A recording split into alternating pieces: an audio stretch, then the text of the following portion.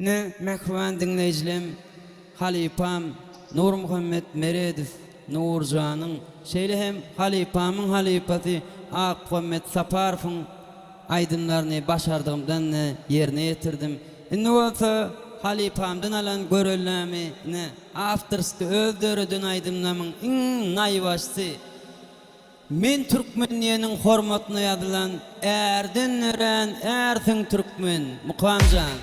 Aslı iman Nursun Türkmen Arka dağlı Şiirsin Türkmen aydın bilen devam ediyor.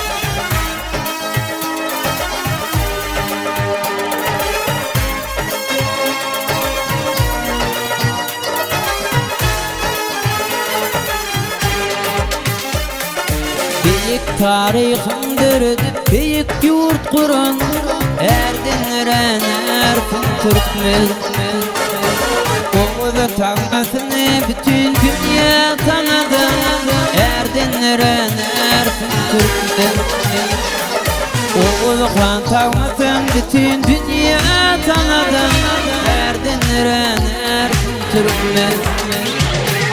Oğlu kananan parkından Tuğrul çağıran batırlardan Erden Eren Ersin Türkmen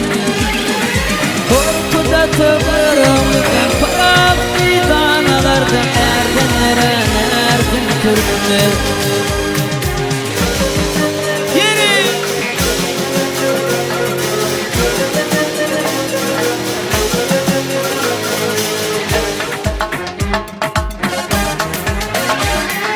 Vatan için şirin canından geçin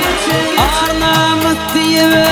meydan geçin Başa gitti ve çökmedik hiç kaçan Erden Eren Ersin Türkmen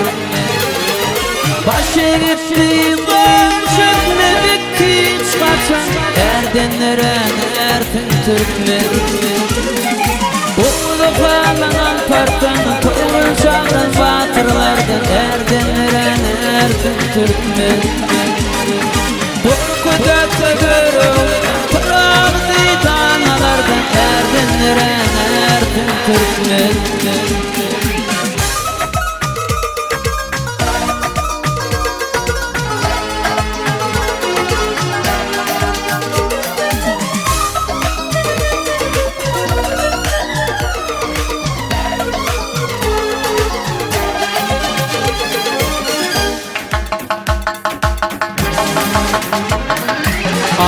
Bir yurdu parahat atmanıdır Erden Eren Ersin Türkmen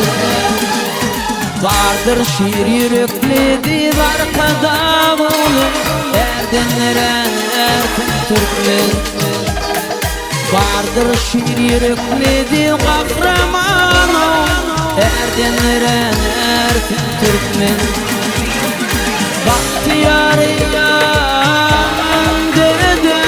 hoş niyet şalanı idirdi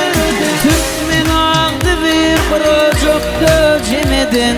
Kahraman Ersin Türkmen